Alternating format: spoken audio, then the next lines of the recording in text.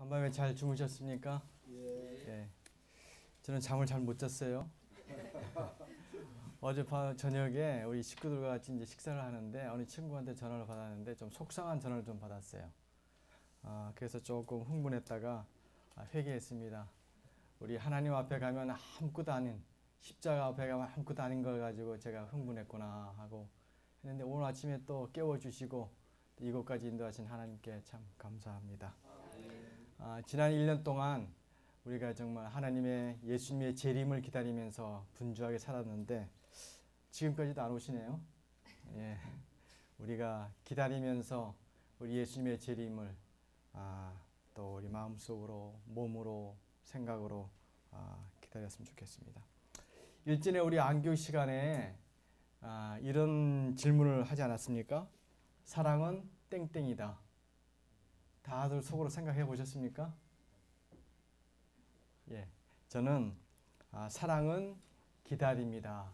그래서 제가 오늘 이 제목을 사랑은 기다림이라고 이렇게 했습니다. 최근에 저희 여러 가지 이제 사정을 생각하면서 기다림이 약해져서 나 자신을 좀 다시 한번 돌아보게 되는 그런 시간이었습니다. 우리를 사랑하시는 하나님께서 우리가 구원에 합당할 때까지 기다려 주십니다. 그리고 우리도 사랑하는 주님의 재림을 기다리고 있습니다. 그래서 저는 저 나름대로 사랑은 기다림이라고 이렇게 생각하고 있습니다. 여러분 기다림은 좋은 것을 기다리나요? 아니면 나쁜 것을 기다리나요? 좋은 것을 기다리죠. 예. 1988년 12월 7일 오전 11시 41분 이란의 북쪽에 있는 그 옛소련 연방이죠.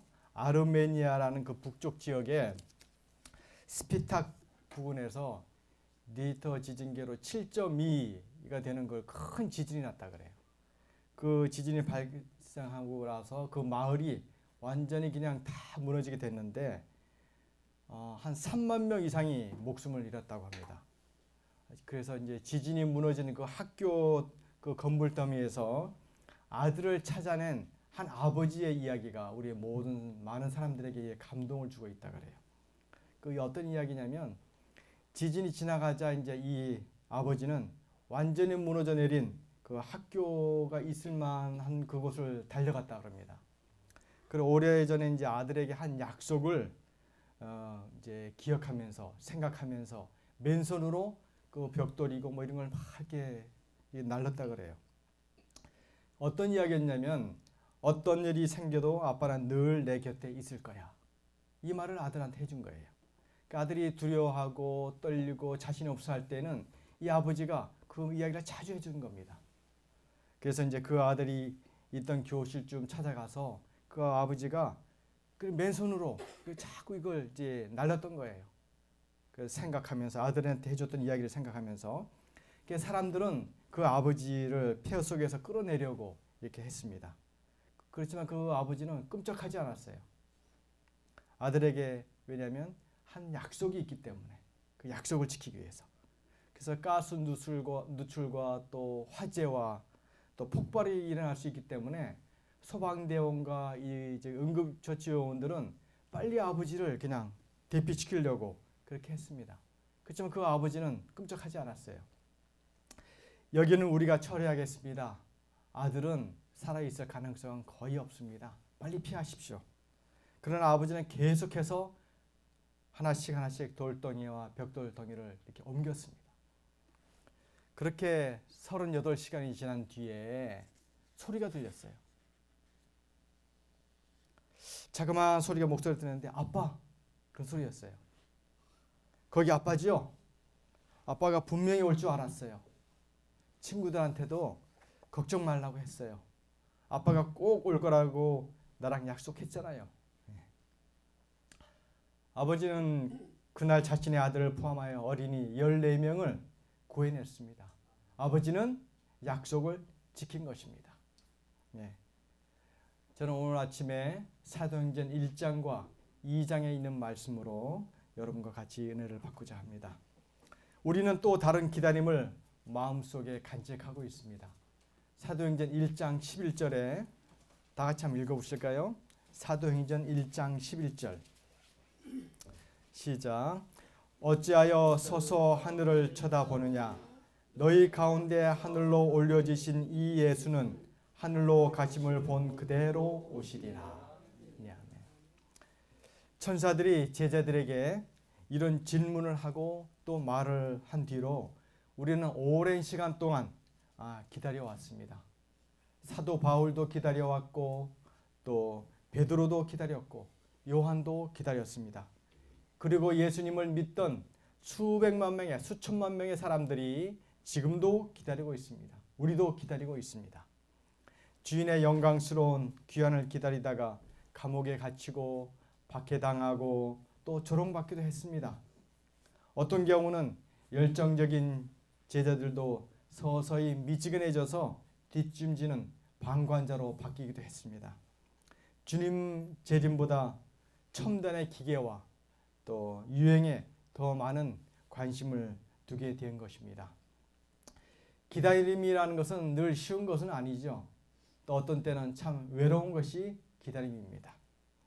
사도행전에서 초대 교회는 기다림에 대한 위대한 모본을 우리에게 보여주고 있습니다. 하늘을 쳐다본 이후로 그들은 기다리기 시작했습니다. 1장 14절에 기다리면서 기도하기 시작했습니다. 또 2장 1절에 기도하는 동안 더욱 친밀하게 모였습니다. 모여서 기도하고 기다릴 때 사건은 그때 벌어지기 시작했습니다. 오늘 큰 제목과 같이 부흥 또 그리고 재림 그랬는데 그때 기도하고 모였을 때 큰 부흥이 일어나게 됩니다. 사도행전에서 초대 교회는 기다림에 대한 위대한 모본을 우리에게 보여주고 있습니다. 하늘을 쳐다본 이후로 그들은 기다리기 시작했습니다. 1장 14절에 기다리면서 기도하기 시작했습니다. 또 2장 1절에 기도하는 동안 더욱 친밀하게 모였습니다. 모여서 기도하고 기다릴 때 사건은 그때 벌어지기 시작했습니다. 오늘 큰 제목과 같이 부흥 또 그리고 재림 그랬는데 그때 기도하고 모였을 때 큰 부흥이 일어나게 된 것입니다. 간절한 기다림은 성령 충만함으로 담대하게 되었고 또 부흥이 일어났고 또 억누를 수 없는 선교에 대한 초점이 모여지게 된 것입니다. 성령의 통역으로 베드로의 설교가 사람들의 심령을 뒤흔들게 되었습니다.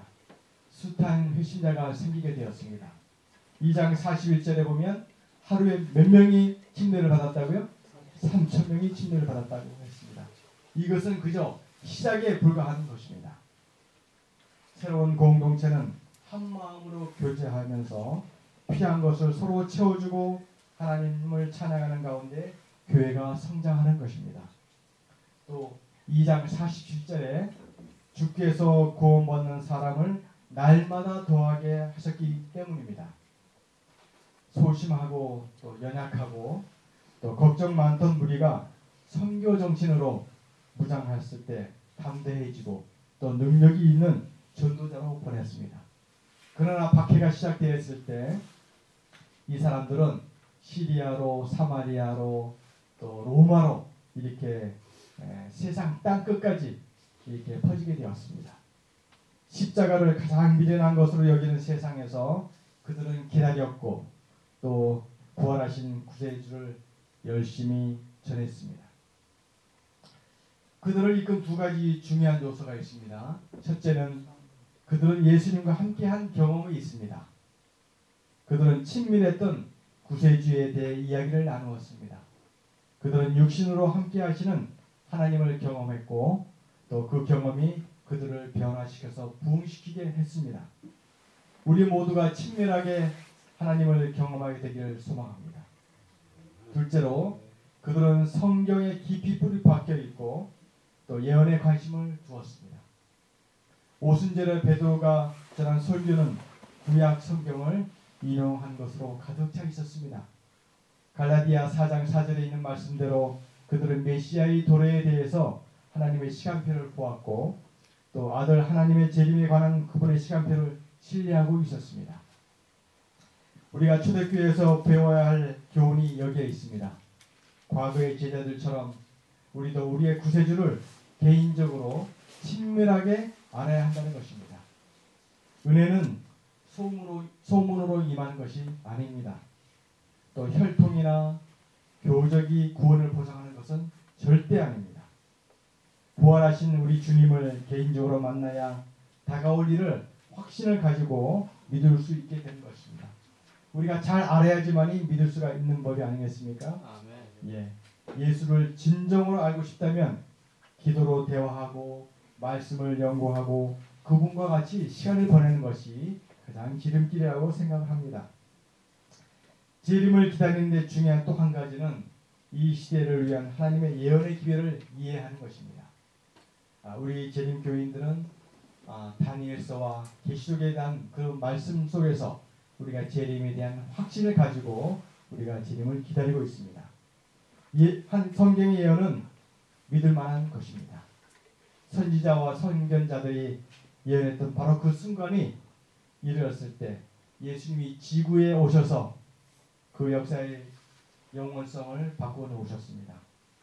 이 하나님의 원대한 예언의 시간표가 합리적이고 신뢰할 만한 것이라면 계시록 22장 12절에 있는 말씀대로 보라 내가 속히 오리니라고 말씀하신 그분을 믿어야 한다는 것은 당연한 것입니다. 하나님 말씀하시는 속히, 정말 속히가 얼마나 속히일까요? 초대 우리 재림 교인들은 속히라는 말을 이렇게 이해하고 살았습니다. 그들의 삶, 그들의 재산, 그들의 소망은 역사의 가장 영광스러운 그 순간에 집중시켜 놓았습니다. 예수님이 속히 오셔서 구원받는 자들을 데려가실 것이라고 생각했습니다. 그 뒤 벌써 몇 년이 지났죠? 170년이나 넘는 시간이 흘러나왔습니다. 속히는 과연 얼마나 속히일까요? 우리는 기다리면서 스스로에게 질문합니다. 물론 그분의 오심에 대한 징조가 두드러지고 있으며 또 점점 많아지고 있습니다. TV나 페이스북이나 뉴스를 통해서 정말 전쟁과 자연재해와 또 기근과 질병과 도덕의 붕괴와 또 불평등 이런 기사들을 우리가 수없이 보게 되는 것입니다. 우리의 속사정을 들여다보면 라오디게 교회의 그 느스람이 제 자신부터 이렇게 눈에 띄곤 합니다. 분명히 이 세상은 도덕적, 경제적, 사회적 환경으로 위기를 맞고 있습니다. 여러분 남자들이 모이면 무슨 이야기를 한다 그러죠? 군대 이야기. 또 한 가지는요? 축구 이야기.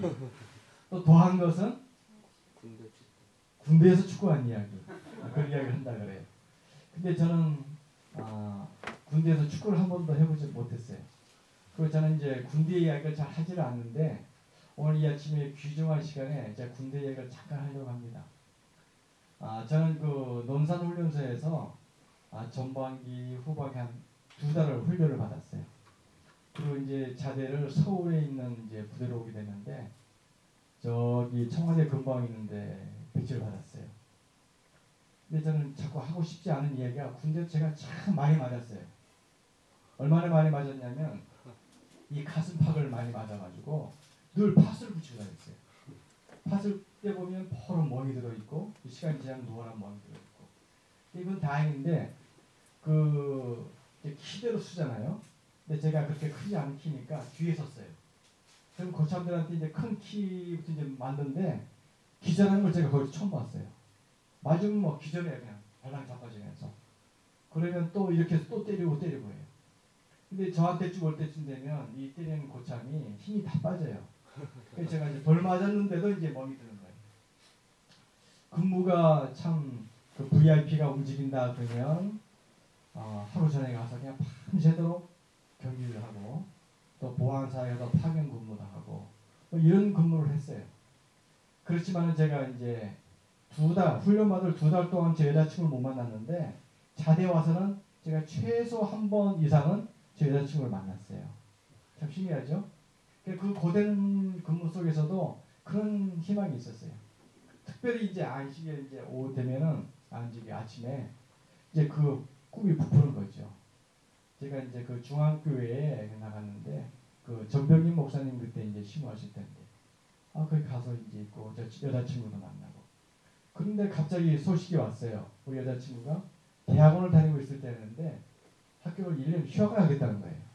그럼 제가 틈을 내서 자주 만났는데 만나지 못하게 되잖아요. 근데 정말 절망 같았는데 또 길은 있더라고요. 그래서 이제 제가 예배를 끝나고 서울역에 급하게 갔어요. 지금 잊어버리지 않는 것이 1시 반 부산행 특급 열차가 있었어요. 그래서 제가 그 표를 끊고 좌석이 없으니 입석을 끊고 그냥 제가 타고 부산까지 갔어요. 거기 가니까 제 여자친구가 역전에 나와 있더라고요.